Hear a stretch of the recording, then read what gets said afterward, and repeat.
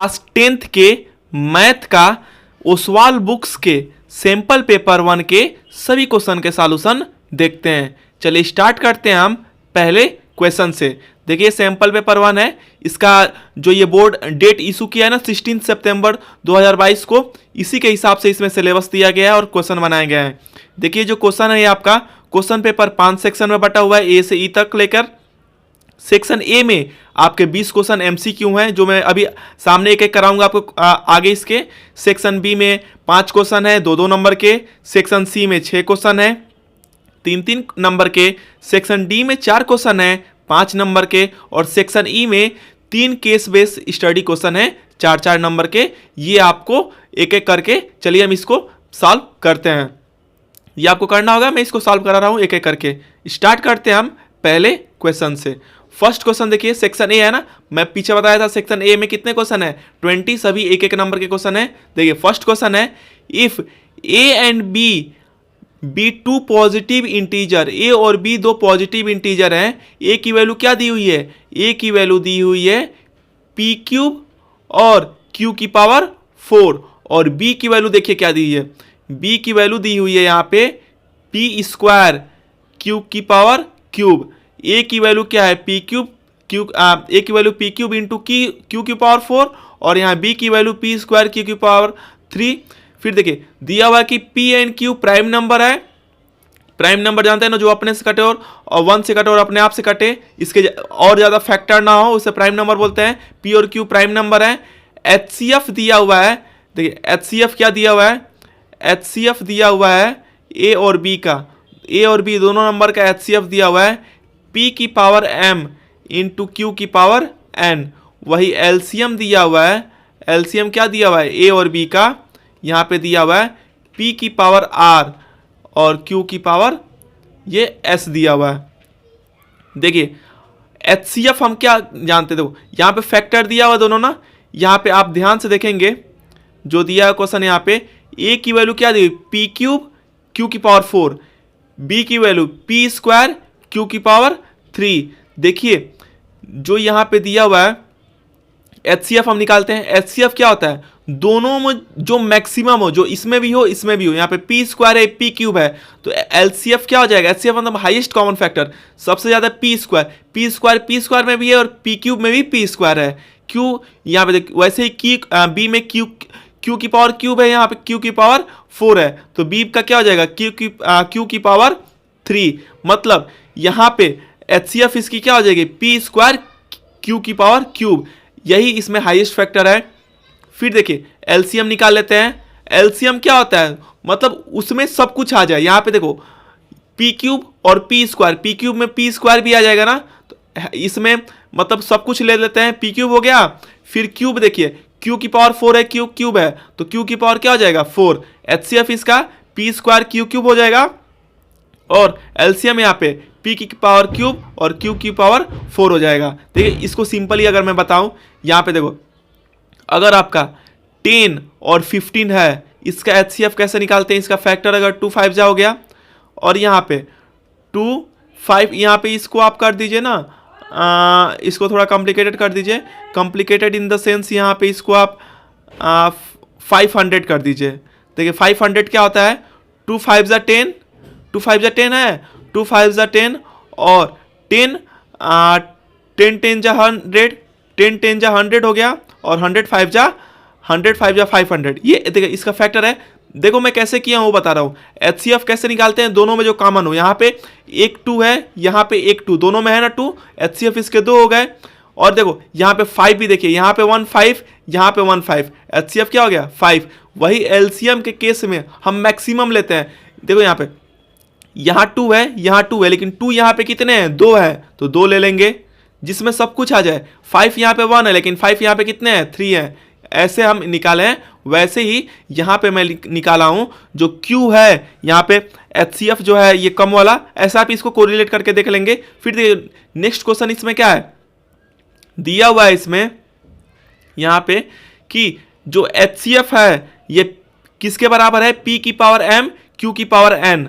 तो मतलब P square Q cube किसके बराबर है, P की पावर m Q की पावर n आप कोरिलेट करेंगे तो m की वैल्यू क्या आ जाएगी 2 और n की वैल्यू 3। इसका मतलब कोरिलेट करने पे m की वैल्यू क्या आ गई 2 और n की वैल्यू क्या आ गई 3। वही आप देखिए नेक्स्ट इसमें एलसीएम क्या दिया हुआ, यहाँ पे एलसीएम दिया हुआ ना, एलसीएम है इसका यहाँ पे एलसीएम क्या दिया हुआ है p की पावर r q की पावर s एलसीएम है, और हम निकाले क्या है p की पावर 3 और q की पावर 4। मतलब आपको रिलेट कीजिए तो r की वैल्यू यहाँ पे लिख दीजिए, r की वैल्यू क्या आ गई, r की वैल्यू आ गई 3 और s की वैल्यू क्या आ गई, s की वैल्यू 4 आ गई। हमें वैल्यू किसकी निकालनी है m प्लस n और ब्रैकेट में r प्लस s इसकी वैल्यू निकालनी है ना। तो देखिए m क्या है 2 है, 2 प्लस n 3 हो जाएगा, मल्टीप्लाइड बाई r क्या है 3 प्लस 4, मतलब ये कितना हो जाएगा 3 to 5, 5 इंटू 4 3 कितना हो जाएगा 7, 7 5 क्या हो जाएगा 35। इसका आंसर क्या हो जाएगा 35, इसका आंसर हो जाएगा। चलिए देखते हैं अब हम नेक्स्ट क्वेश्चन को। 35 इसमें कौन सा ऑप्शन सही है, फर्स्ट का सी, तो फर्स्ट का सी इसमें आंसर हो जाएगा। नेक्स्ट क्वेश्चन देखिए क्या है, नेक्स्ट क्वेश्चन में है let p be a prime number, p क्या है प्राइम नंबर है, quadratic equation of its root as factor of p क्या होगा। देखो आप फैक्टर ऑफ पी पूछ रहा है ना, फैक्टर ऑफ पी को हम कैसे लिख सकते हैं, p multiplied by 1, p multiplied 1 कितना आएगा p आएगा।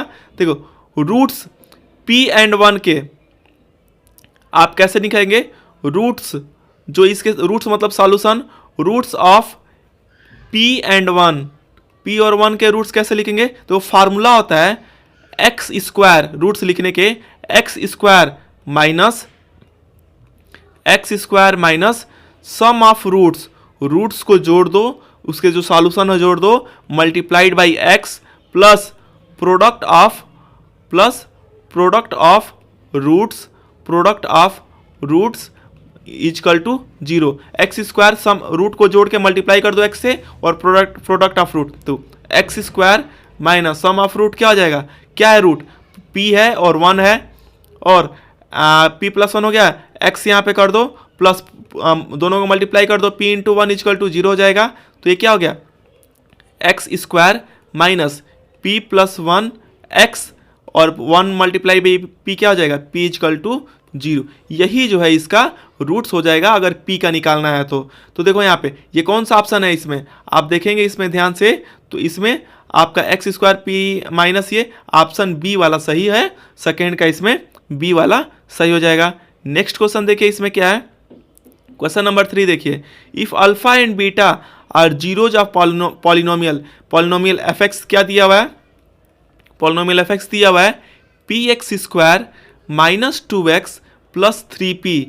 हाँ, और यहाँ पे दिया है कि अल्फा और बीटा इसके जीरोज हैं, दिया हुआ एक रिलेशन दिया हुआ है कि अल्फा प्लस बीटा की वैल्यू कितना है, अल्फा इंटू बीटा हुआ है, अल्फा प्लस बीटा कितना दिया हुआ है, अल्फा प्लस बीटा दिया हुआ है अल्फा इंटू बीटा, क्वेश्चन में दिया हुआ ना alpha plus beta equal to alpha minus beta, मतलब alpha plus beta sum of root का फार्मूला क्या होता है माइनस बी बाई ए, या किसके बराबर है alpha into beta, product of root का फार्मूला क्या होता है सी बाई ए। अल्फा आप देखो माइनस बी क्या हो जाएगा यहाँ पे माइनस, और बी यहाँ पे क्या है, बी यहाँ पे 2 है। देखो फार्मूला लिखते हैं हम लोग ना, a x square plus b x plus c, f x के फॉर्म में कैसे होता है a x square plus b x plus c. जब आप इसको कोरिलेट करेंगे इस स्टेटमेंट से, तो b की वैल्यू क्या है यहाँ पे, b की वैल्यू है यहाँ पे -2, तो माइनस बी क्या हो जाएगा माइनस का -2, और a क्या है यहाँ पे ए p है इजिकल टू सी अपन ए, सी क्या है यहाँ पे, c यहाँ पे 3p है, और a क्या है a यहाँ पे p है। तो नीचे p से p कैंसिल हो गया, माइनस माइनस क्या हो गया plus is equal to 3p। It implies ये सॉरी यहाँ पे देखो माइनस माइनस ये प्लस 2 है ना, 2 इजिकल टू 3p, देखिए 2 इजिकल टू क्या आ गया 3p, तो p की वैल्यू क्या आ जाएगी, p की वैल्यू आपकी आ जाएगी 2/3, p की वैल्यू आपकी 2/3, 2/3 इसका आंसर आ जाएगा। तो 3 का क्या आ जाएगा, 3 का ऑप्शन बी इसमें सही हो जाएगा। चलिए देखते हैं अब हम नेक्स्ट क्वेश्चन को। देखिए नेक्स्ट क्वेश्चन है, if the system of equation 3x plus y is equal to 1 and 2k minus 1 into x plus k minus 1 into y is equal to 2k plus 1 is क्या है, इनकंसिस्टेंट है, तो k की value हमें निकालना है। देखिए इसमें क्या दिया हुआ है, इसमें दिया हुआ है कि यह क्या है, इनकंसिस्टेंट है। इनकंसिस्टेंट की कंडीशन क्या होती है जब a1 upon a2 is equal to क्या हो जाएगा, b1 upon b2 is not equal to होगा क्या, c1 अपान c2। जब यही कंडीशन सेटिस्फाई होती है तो ये फुलफिल होता है। देखो स्टैंडर्ड इक्वेशन क्या जानते हैं, स्टैंडर्ड इक्वेशन होता है a1x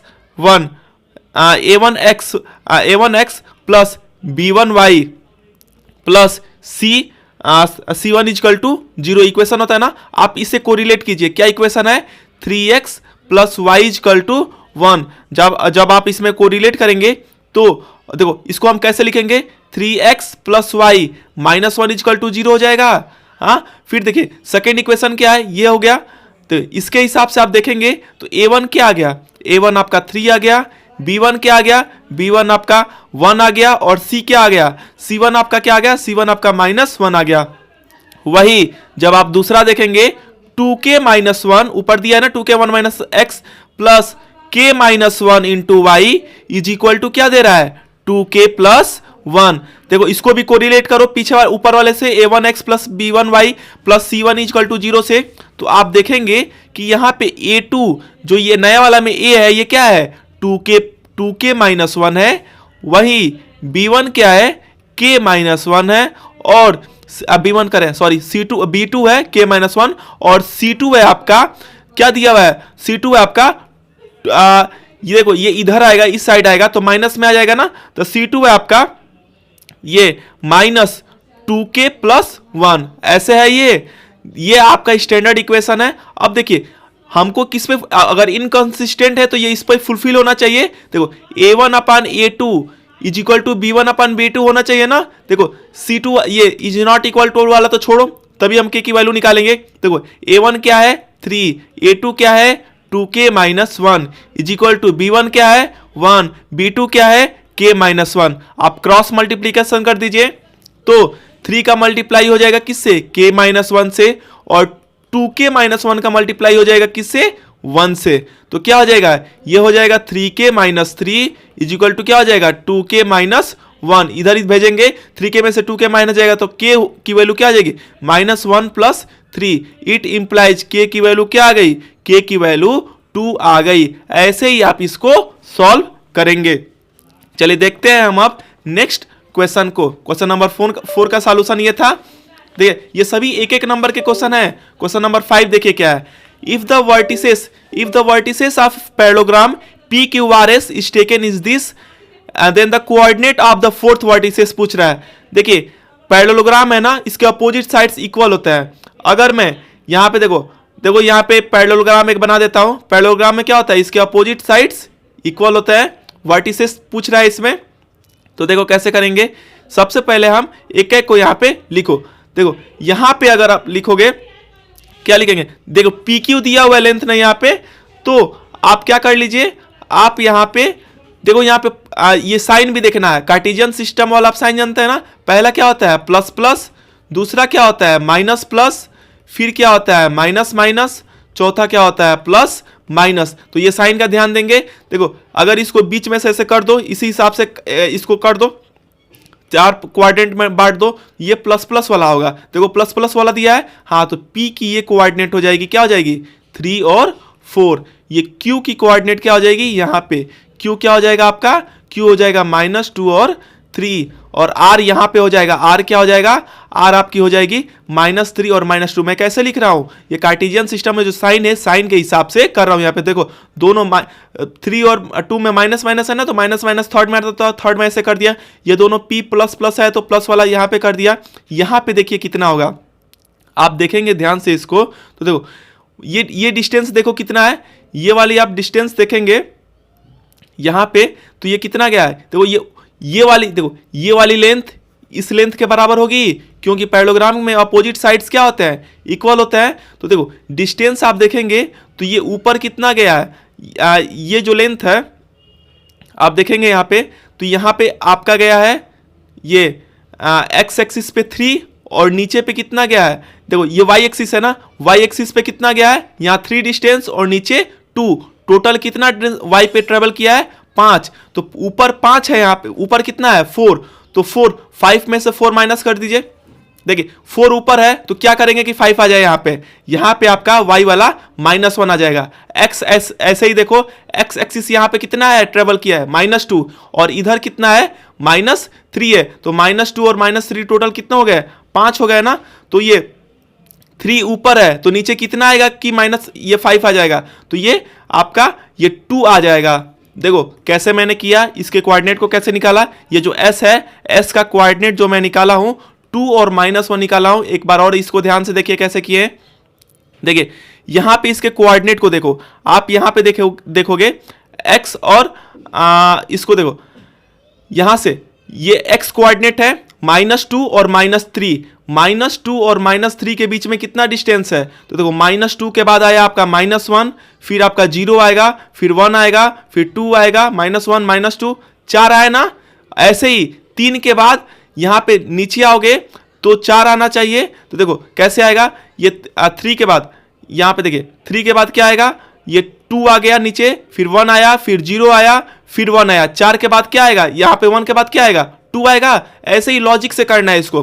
फिर यहाँ पे देखिए y में यहाँ पे क्या था 3 के बाद नीचे कैसे होता है 3 है, तो अगर यहाँ पे 3 है तो 2 हो जाएगा, 1 हो जाएगा, 0 हो जाएगा, फिर ये -1, फिर -2 आएगा ना, तो 1 2 3 4 इधर भी कम हुआ, तो इधर कम करेंगे तो क्या आएगा 4 के बाद अगर कम करेंगे तो 3 आ गया, 2 आ गया, 1 आ गया, 0 आ गया, उसके बाद क्या आएगा आपका -1। यहाँ पे साइन क्या होता है माइनस होता है y कोऑर्डिनेट का, तो आंसर क्या हो जाएगा +2 और -1 होगा। इसको आप लॉजिक से करेंगे।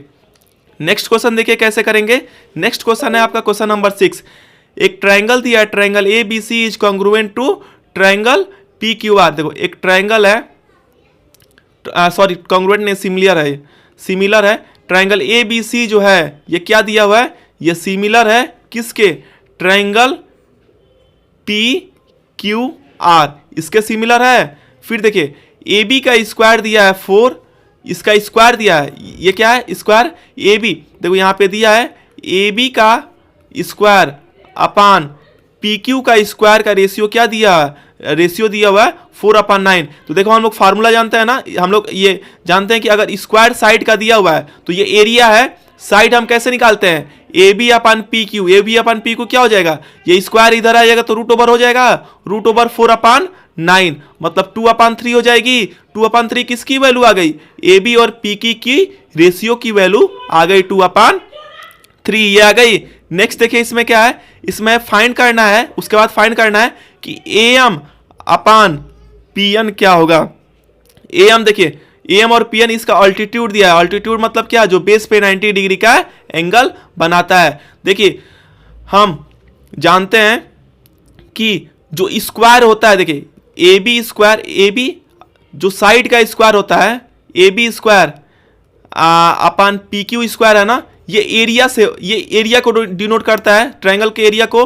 और जब हम इससे साइड निकालते हैं तो A B upon P Q या किसके बराबर होगा, इसके मीडियन के भी बराबर होता है, जो ऑल्टीट्यूड है, जो यहाँ पे ए एम है और पी एन है, तो A M upon P N के रेशियो के बराबर भी होगा। यहाँ पे ए बी और पी क्यू की रेशियो मैंने क्या निकाला है 2/3 ना, तो 2/3 किसके बराबर हो जाएगा, 2/3 आपका हो जाएगा a M upon P N के रेशियो के बराबर।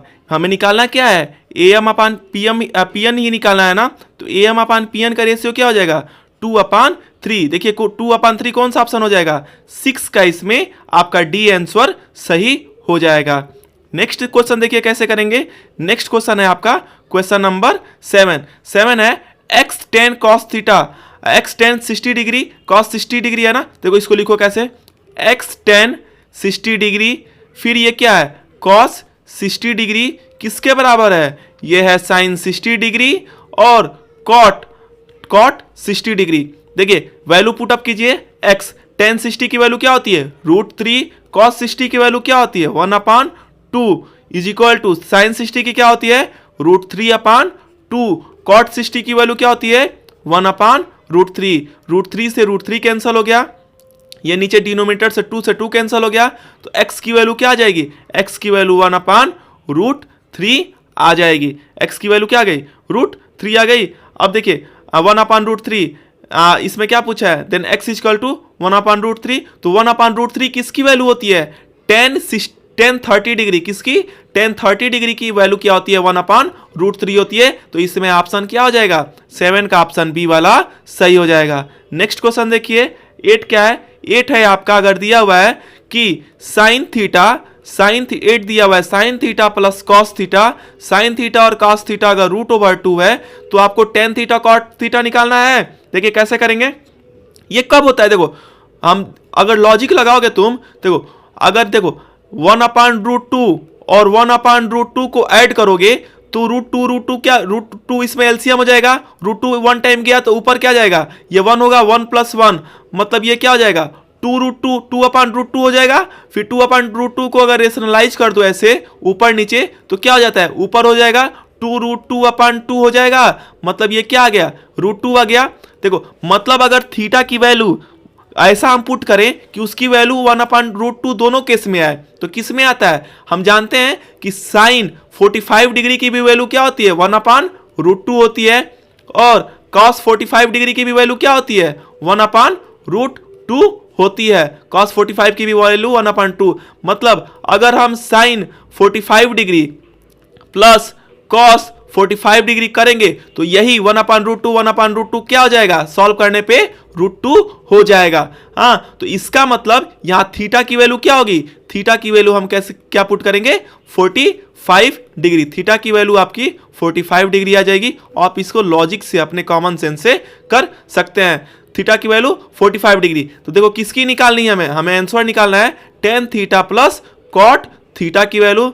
tan 45 आप यहां पर रख देंगे, क्या रखेंगे tan 45 प्लस cot 45, tan 45 की वैल्यू 1 प्लस cot 45 की वैल्यू 1, टोटल क्या आ गया 2। तो मतलब ये आपका 8 का ऑप्शन नंबर आपका बी, 8 वाले में आपका ऑप्शन बी सही हो जाएगा, इसका आंसर क्या हो जाएगा 2 हो जाएगा। चलिए देखते हैं हम नेक्स्ट क्वेश्चन को। 9 देखिए यहाँ पे दिया हुआ है इन द गिवन फिगर, जो दिया हुआ है figure DE is parallel to BC, इसमें दिया हुआ है कि ये DE जो लाइन है ये BC के पैरेलल है, AE की लेंथ आपकी A दी हुई है, EC की लेंथ आपकी B दी हुई है, DE की लेंथ आपकी क्या दी हुई, ये वाली लेंथ क्या है X है, और BC की लेंथ क्या है आपकी, BC की लेंथ आपकी Y है। तो कौन इसमें सही होगा, देखिए इसमें ये सही होगा कि आप बेसिक प्रोपोर्शनलिटी थ्योरम से जानते होंगे, देखो x/y किसके बराबर हो जाएगा a, ये छोटा वाला अपन ये बड़ा वाला x/y किसके बराबर हो जाएगा, a छोटा वाला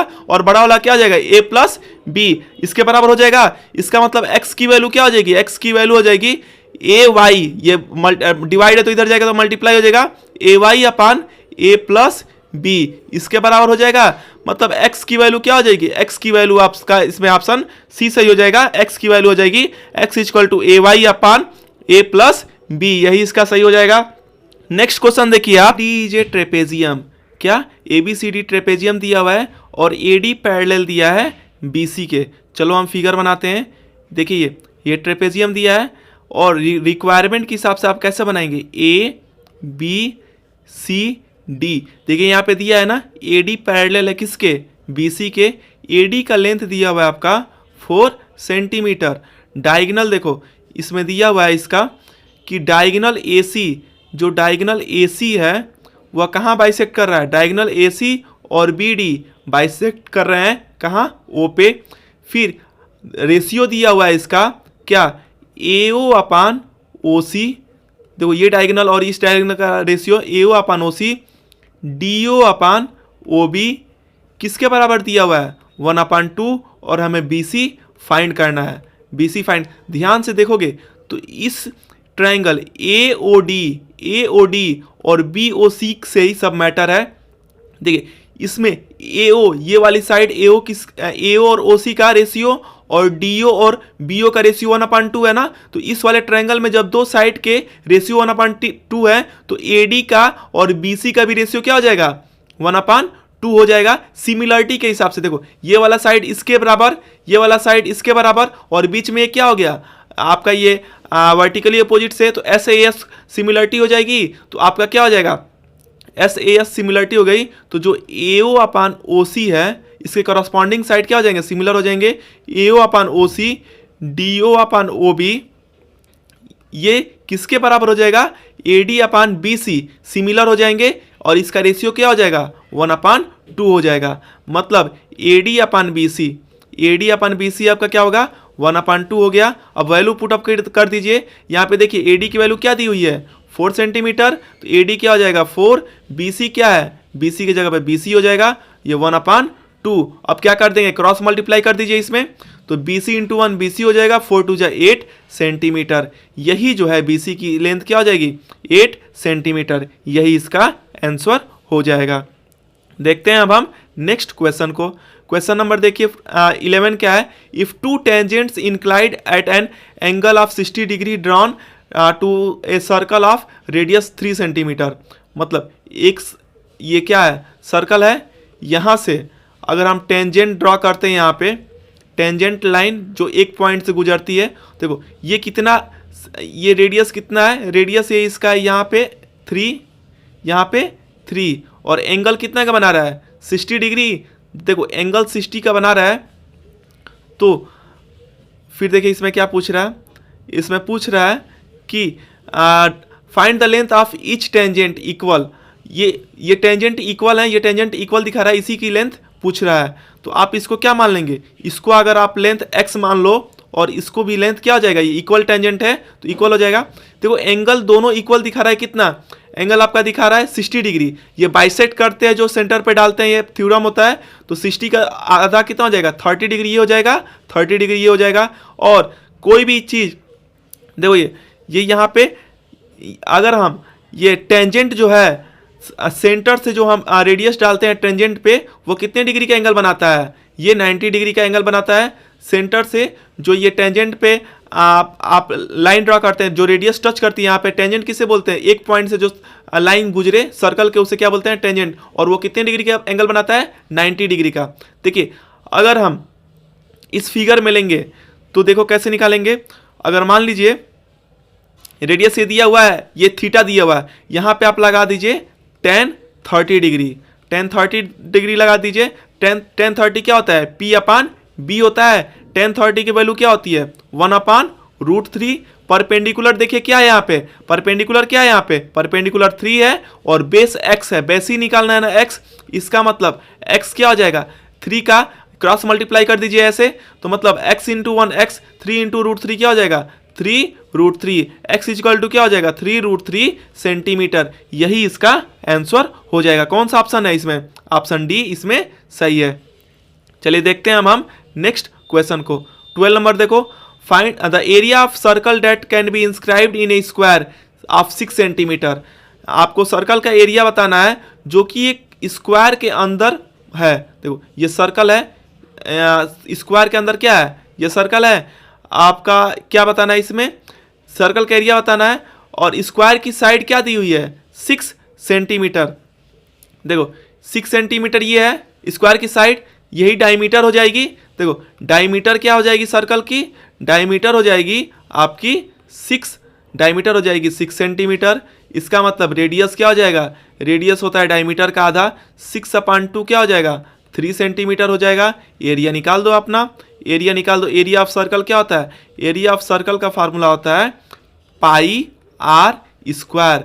यहाँ पे पाई आर की वैल्यू क्या है, आर रेडियस यहाँ पे 3 है, 3 का स्क्वायर, 3 3 जा क्या हो जाएगा 9 पाई, 9 पाई स्क्वायर सेंटीमीटर। यही इसका आंसर हो जाएगा। तो 12 का आंसर कौन सा है इसमें, 12 का आंसर आपका ऑप्शन डी हो जाएगा। चलिए देखते हैं अब हम नेक्स्ट क्वेश्चन को। नेक्स्ट क्वेश्चन देखिए क्या है, question number 13, the sum of length breadth and height of a cuboid is this.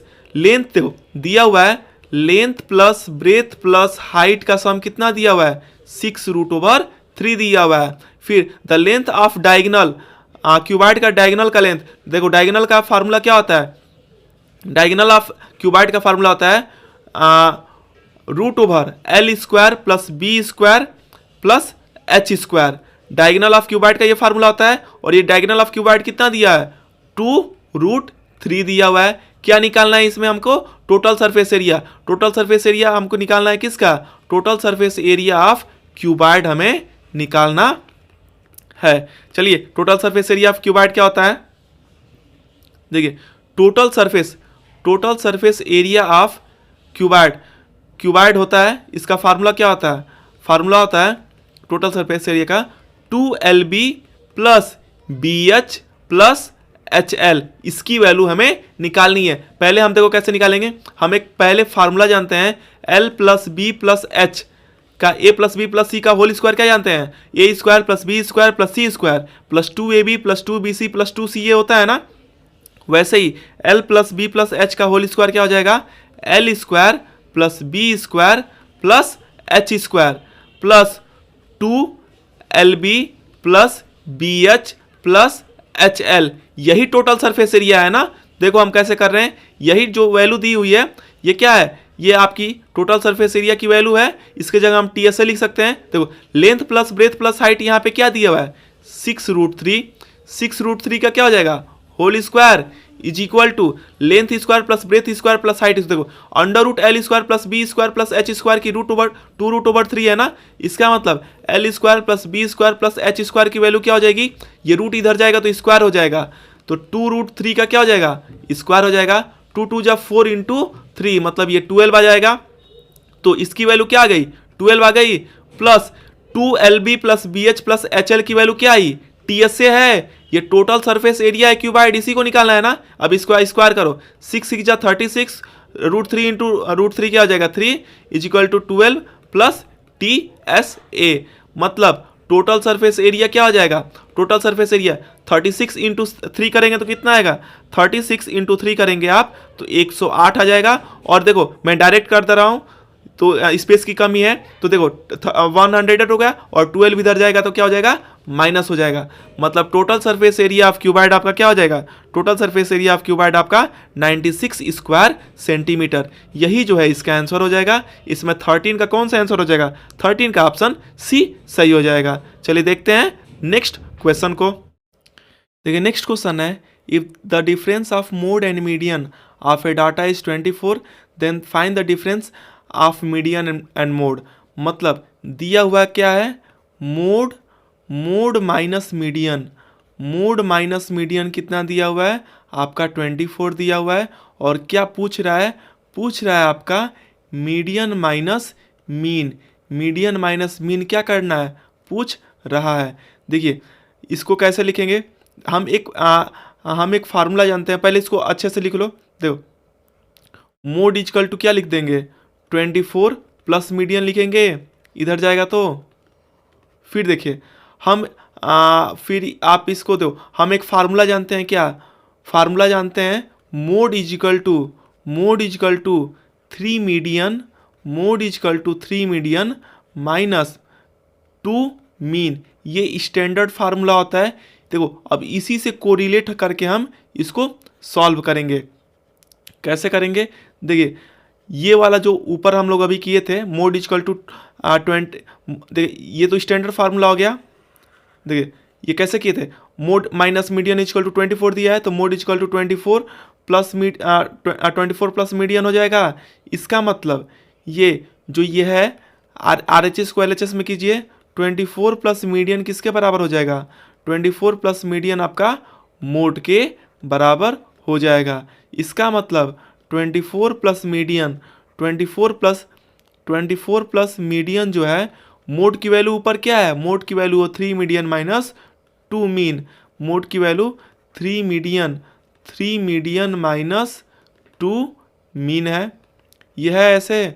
अब देखिए 24 ये हो गया, इधर ये 3 मीडियन है, 3 मीडियन और ये मीडियन इधर लाओ तो ये भी माइनस हो जाएगा मीडियन, और ये क्या है -2 मीन है।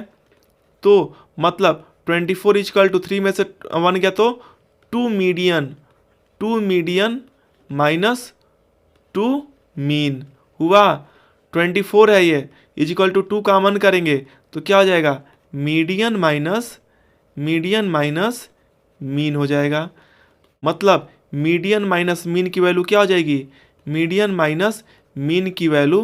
देखो ये 24 से ये डिवाइड हो जाएगा 2, 24 डिवाइड बाई 2, मतलब आंसर क्या हो जाएगा 12 इसका आंसर हो जाएगा। तो इसमें कौन सा ऑप्शन हो जाएगा, 14 का ऑप्शन इसमें बी सही हो जाएगा। चलिए देखते हैं अब हम नेक्स्ट क्वेश्चन को।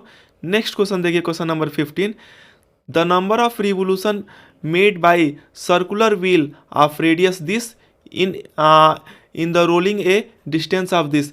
देखो एक व्हील है, एक पहिया है, पहिया कैसा है, पहिया आपका सर्कुलर है, बोल रहा है कि कितना रिवोल्यूशन लगाएगा, जिसका रेडियस क्या दिया हुआ है, इसकी रेडियस जो दी हुई है, इस पहिए की रेडियस जो दी हुई है, ये दिया हुआ है 0.25 मीटर दिया है। तो देखो सबसे पहले एक कंप्लीट रिवोल्यूशन निकालने में क्या करेंगे, हम सरकमफ्रेंस निकालेंगे।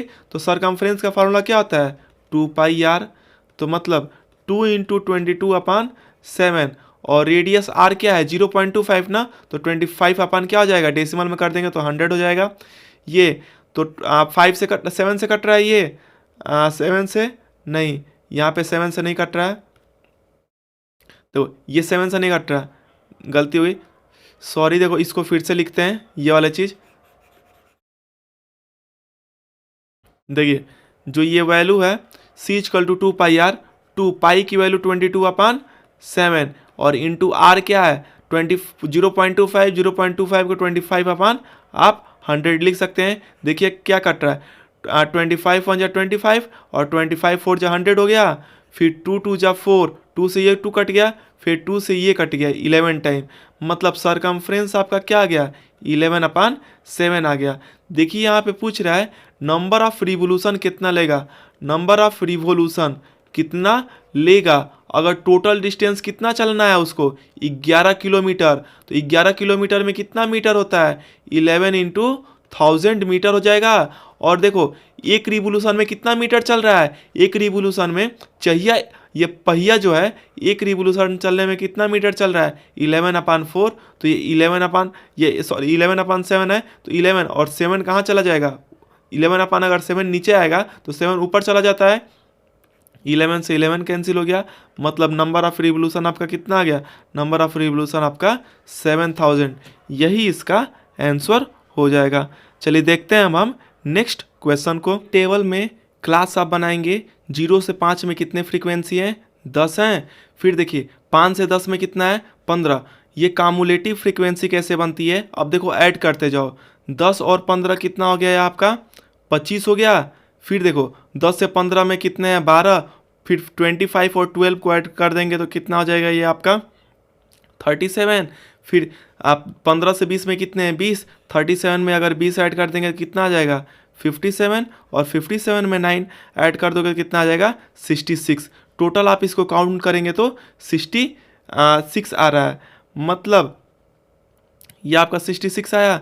जो आप इसको फिर 66 से मीडियन निकालने के लिए, देखो 66 से जो टोटल नंबर कितना है 66, मीडियन के लिए बीच वाली वैल्यू 66 को 2 से डिवाइड करेंगे, कितना आ रहा है 33 आ रहा है। अब देखिए हमें क्या निकालना है, sum of lower limit of median, median के लोअर लिमिट और मॉडल क्लास के लोअर लिमिट को आप सम करना है। देखिए मीडियन आप देख रहे हैं यहाँ पे 33 किसका आ रहा है, 33 मतलब ये 37 वाला आ रहा है ना, 37, इसमें आपका लोअर लिमिट क्या आ जाएगा, इसमें आपका लोअर लिमिट देख रहे हैं, लोअर लिमिट छोटा वाला लिमिट क्या है इसमें 10 है, 10 से 15 वाले क्लास में 33 आएगा ना, 25 और 37 के बीच, 25 से ज़्यादा 37 से कम ये किस में आएगा 10 से 15 वाले में। तो 10 से 15 वाले में लोअर क्लास क्या है, इस मीडियन का लोअर क्लास है आपका 10 है, हो गया। फिर देखिए ये आप यहाँ पे देखेंगे, फिर मॉडल क्लास देखिए हाईएस्ट वैल्यू किस में आ रही है, आप देखेंगे इसमें जो आपकी हाईएस्ट वैल्यू है फ्रीक्वेंसी ये 20 है, 22 की रेंज कौन सी है 15 से 20, इसमें 15 से 20 में देखो इसमें लोअर लिमिट लेना है ना, 15 से 20 वाले रेंज में सबसे लोअर क्या है 15 है, मतलब यहाँ पे आपका मॉडल क्या हो जाएगी, जो आपकी मॉडल हो जाएगी वह 20 आ रही है। वह 20 में किस में है, 15 से 20, और इसमें लोवेस्ट रेंज क्या है, 15 है। आप इसको ऐड कर देंगे तो 25 ही इसका आंसर हो जाएगा। मीडियन का लोअर लिमिट वाला क्लास कौन सा है, 10, और मॉडल क्लास जो हाईएस्ट इसमें आ रही है 20 का लोअर लिमिट क्या है, 15। 10 और 15 को ऐड कर देंगे, 25 इसका आंसर हो जाएगा। चलिए देखते हैं नेक्स्ट क्वेश्चन को। 2 dice are rolled simultaneously, what is the probability that 6 will come at least 1। 2 dice को फेंका जा रहा है, क्या प्रोबेबिलिटी है कि 6 कम से कम एक बार आए। देखिए टोटल आउटकम पहले लिखते हैं। पहले बार फेंकने पे जैसे क्या क्या आ सकता है, 1 1, फिर आपका 1 2, फिर 1 3, 1 4, 1 5, 1 6, फिर टोटल 36 आएंगे तो 2 1, 2 2, 2 3, 2 4, 2 5, 2 6, फिर 3 1, 3 2, 3 3, 3 4, 3 5, 3 6, 4 1, 4 2, 4 3, 4 4, 4 5, 4 6। देखिए ये 4 6 है यहाँ पे, फिर उसको मैं अच्छा से कर दूं क्योंकि 6 ही तो इसमें ढूंढना है अच्छे से। तो ये वाली जो मिसमैच हुई है इसको अच्छे से करते हैं। देखिए ये क्या था यहाँ पे आपका था, ये क्या था, 4 6, फिर देखिए ये 5 1, 5 2, 5 3, 5 4, 5 5, 5 6, फिर लास्ट 6 1, 6 2, 6 3, 6 4, 6 5, 6 6। देखो टोटल कितने प्रोबेबिलिटी आ रहे हैं, टोटल आपकी चांसेस इसमें 36 हैं, इधर 6 और इधर 6, 6 6 के 36, 36 इसमें आउटकम है। अब देखो बोल रहा है कि आप उतना प्रोबेबिलिटी बताइए कि 6 कितनी बार आ रहा है। आप देखिए 6 किस में आएगा, ये लास्ट वाले नंबर में 6 आ रहे हैं, तो 6 इसमें 6 हो गए, 6 6 यहाँ पे हो गए, और देखिए 6 के बाद 5 इधर हैं, किधर हैं, 5 इधर है, एक में 6 आ रहा है ना, तो इसका मतलब 6 कितने टाइम आ रहा है, 6 + 5 11 आ रहा है, 11 टाइम आ रहा है। प्रोबेबिलिटी आप कैसे लिख देंगे इसका, प्रोबेबिलिटी पूछ रहा है, प्रोबेबिलिटी इसका पूछ रहा है, प्रोबेबिलिटी।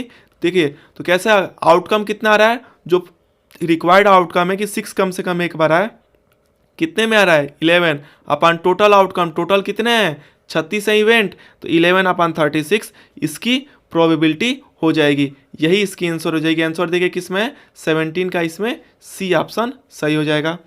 नेक्स्ट क्वेश्चन देखिए 18 वाला, देखिए ये कैसे होगा, ये दिया हुआ है 5 tan बीटा = 4, तो साइन और कॉस में इसमें निकालना है। देखो कैसे करते हैं, पहले इसको आप ऐसे करो, sine 5 tan beta, 5 tan beta की वैल्यू क्या है, 4 है, इसका मतलब tan बीटा की वैल्यू क्या हो गई, 4/5 होगी।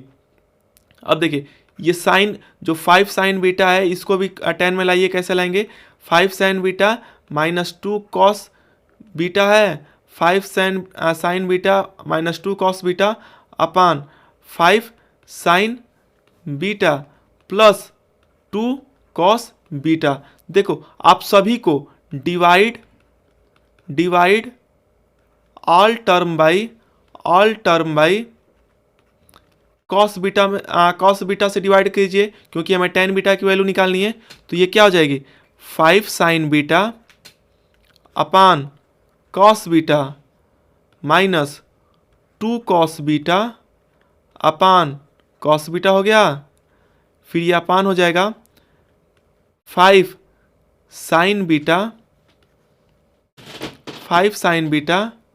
अपान cos beta plus 2 cos beta अपान कॉस बीटा से हम कर रहे हैं। अब देखो कैसे हो जाएगा, आप इसको देखेंगे 5 sign beta upon cos beta, sign beta upon cos beta क्या होता है टेन बीटा, और ये कॉस बीटा कैंसिल हो गया तो -2 अपान ये क्या हो जाएगा 5 sign beta upon cos beta क्या हो जाएगा टेन बीटा और ये +2। अब देखो टेन बीटा की वैल्यू हम क्या निकाले हैं 4/5, वैल्यू पुट करो तो क्या हो जाएगा 5 × 4/5 -2 अपान 5 × 4/5 +2, 5 से 5 कैंसल, 5 से 5 कैंसल, तो क्या हो जाएगा 4 - 2 अपान 4 + 2, 4 - 2 क्या हो जाएगा 2/6, मतलब इसकी वैल्यू क्या आ गई, इसकी वैल्यू 1/3 आ गई। देखिए 1/3 ऑप्शन है, हाँ है।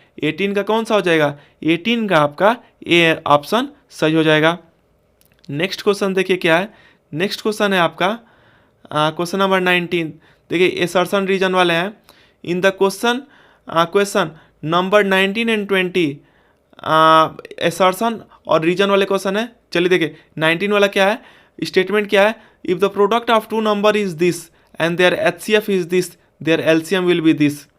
देखिए क्या दिया हुआ है, हमें दिया हुआ है कि HCF क्या है, HCF दिया हुआ है 17 और LCM कितना दिया हुआ है, LCM दिया हुआ है 340 और बोल रहा है कि प्रोडक्ट की ये होना चाहिए। देखिए हम एक रूल जानते हैं क्या कि फर्स्ट नंबर फार्मूला होता है first number into second number, जो दो नंबर का HCF LCM निकलता है तो क्या होता है first number into second number किसके बराबर होता है HCF into LCM, LCM into HCF के बराबर होता है, ये इसका रूल होता है। तो देखिए आप इसको जब आप प्रोडक्ट करेंगे, जो ये प्रोडक्ट बोल रहा है ना, प्रोडक्ट दोनों का ये आना चाहिए। तो देखो 17 इंटू LCM क्या है 340 इंटू HCF क्या है 17, आप करोगे इसको तो ये 5780 ही आ रहा है, मतलब प्रोडक्ट क्या आ रहा है यही आ रहा है, इसका मतलब ये सही हो जाएगा।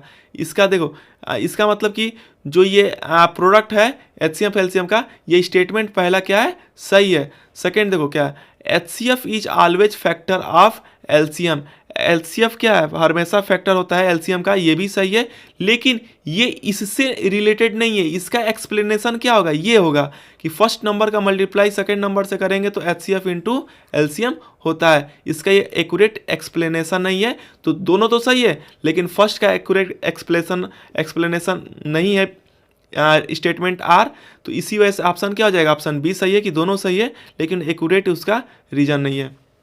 नेक्स्ट क्वेश्चन देखिए आपका क्या है, if the coordinate of the mid point of side AB and AC of triangle ABC are this and this. देखो बनाते हैं, चलो कोऑर्डिनेट किसका बोल रहा है, कोऑर्डिनेट आपका बोल रहा है इसमें कि एक ट्राइंगल है आपका, ट्राइंगल में आपका AB और C, ABC है। देखो AB और AC का कोऑर्डिनेट आपका बता रहा है AB में यहाँ पे और AC, AB में आपका यहाँ पे D पॉइंट की कोऑर्डिनेट क्या है 3 और 5, और AC में आपका E पॉइंट का कोऑर्डिनेट क्या दिया हुआ है -3। फिर BC की लेंथ आपकी 20 दी, तो दिया है कि कोऑर्डिनेट ऑफ AB और AC का मिड पॉइंट जो है D और E है। हम क्लास 9th में मिड पॉइंट थ्योरम में पढ़े हैं कि जब ये मिड पॉइंट है तो ये वाली अगर मिड पॉइंट है तो DE क्या हो जाता है, DE हाफ हो जाता है BC के। तो देखो हाफ हो जाता है BC के ना, BC का लेंथ क्या है 20 है, तो हाफ कर दीजिए, DE क्या हो जाएगा, ये हाफ कर देंगे तो 210 हो जाएगा, मतलब DE की लेंथ क्या हो जाएगी, DE की लेंथ आपकी आ जाएगी 10 यूनिट आ जाएगी। पहला आया। फिर देखो पहला स्टेटमेंट ये था, सेकेंड इसका एसर्शन था, रीजन देखिए, रीजन है कि line joining mid point of two side of triangle is parallel to third side and equal to half. सही बात है, तो इसमें क्या दोनों सही है और इसका रीजन भी सही है, तो इसमें ऑप्शन क्या हो जाएगा 20 का, इसमें ए ऑप्शन सही हो जाएगा। नेक्स्ट क्वेश्चन देखिए सेक्शन बी चालू हो गया, इसको हम देखेंगे नेक्स्ट वीडियो में क्योंकि ये वीडियो बहुत ही लेंदी हो रही है। इस वीडियो को यहीं पे हम स्टॉप करते हैं। मिलते हैं हम आपसे इस वीडियो के नेक्स्ट पार्ट में। तब तक के लिए कीप स्माइलिंग।